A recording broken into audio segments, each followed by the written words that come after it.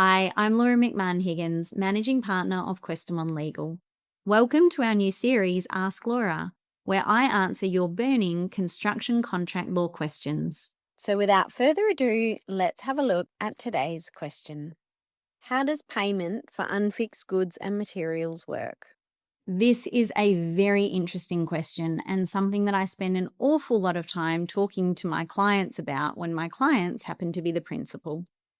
The answer to this question starts with a little bit of property law. In property law, there are two different things. There are fixtures and there are chattels.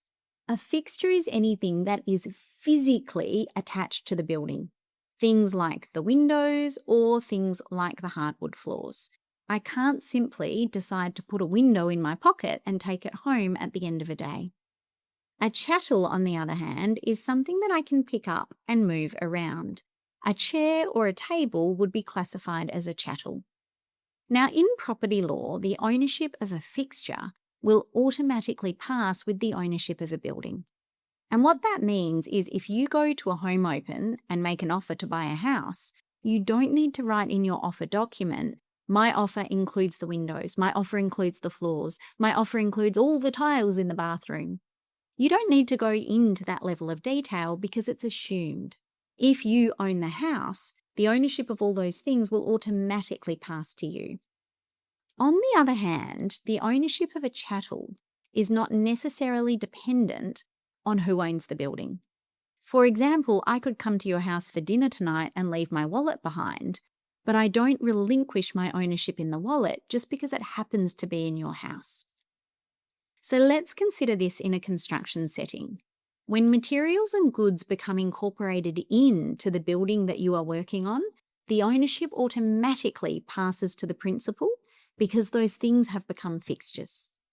When they are unfixed, they are still chattels, which means we don't necessarily know who owns them.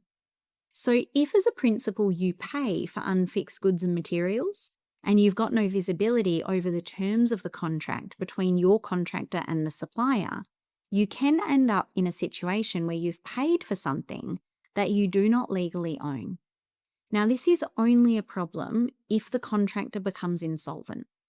Because if you've paid for the goods and materials, but those same goods and materials are taken away by a supplier when a contractor becomes insolvent, you may find that you have no legal recourse to recover those goods and materials from the supplier. So as a general rule of thumb, for all of my principal clients, and particularly my government clients, we do not pay for unfixed goods and materials unless we have a bank guarantee to the value of those unfixed goods and materials. I hope you found this helpful. If you have, please follow along for more content like this and consider signing up for our training course today.